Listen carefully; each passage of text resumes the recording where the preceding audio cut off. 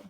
All right, so I know you guys are really invested in campaigning to have your cell phones at lunch. So I was just doing a little preliminary research.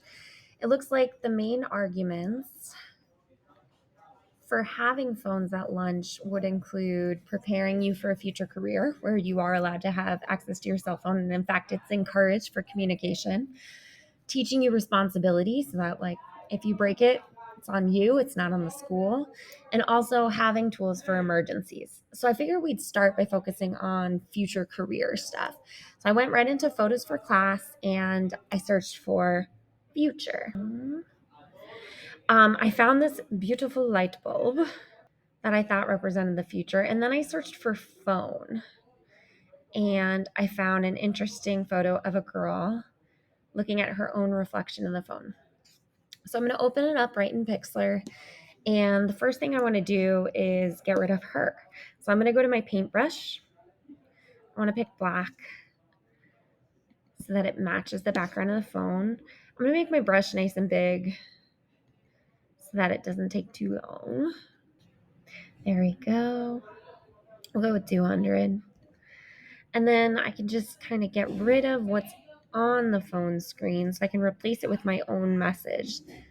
Let's see. And then I'm going to get rid of her as well.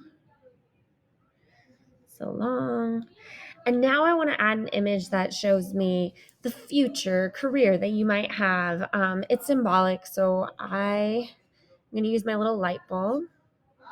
Remember, I like to use photos for class because all of these images are completely free of copyright, and kids are welcome to use them. Okay, so I have a light bulb. It's a little big. I'm going to shrink it down. Ooh.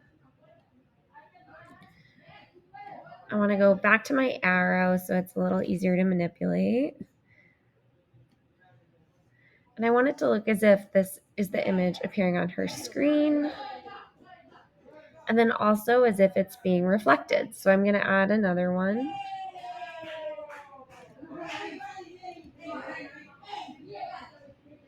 There it is. Again, I just need to shrink it down. This time not quite as much because I want it to be the big image that's being reflected. There we go. And voila. The only thing I noticed is you can kind of see the distortion where the edges of the photo are. So I'm going to go back to my paintbrush, make it a little smaller this time, and use a real soft edge. I'm going to try to blend it in. You can also use the little teardrop to try and soften those edges until it looks just right, like the photos have blended together. And here we have a great piece of graphic design that shows us that cell phones and cell phone use at lunch might be preparing you for a future career. The next one you're going to do is to show that having access to your cell phone would be helpful in a school emergency. You're going to use the same background photo of the phone, but this time I want you to reflect a little something different. So save a different picture from photos for class that might show me an emergency. For example, a quick search found me this one here. If I drag anything to the top over on my layers, it changes the order of my images. So now I would reflect this emergency picture in my phone. So by the end of class today, you should have uploaded 2 photos.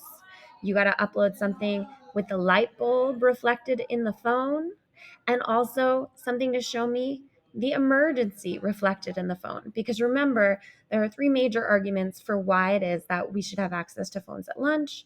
Number 1, to prepare you for your future career. Number 2, to help you out in a school emergency. And number 3, to teach you responsibility. Good luck.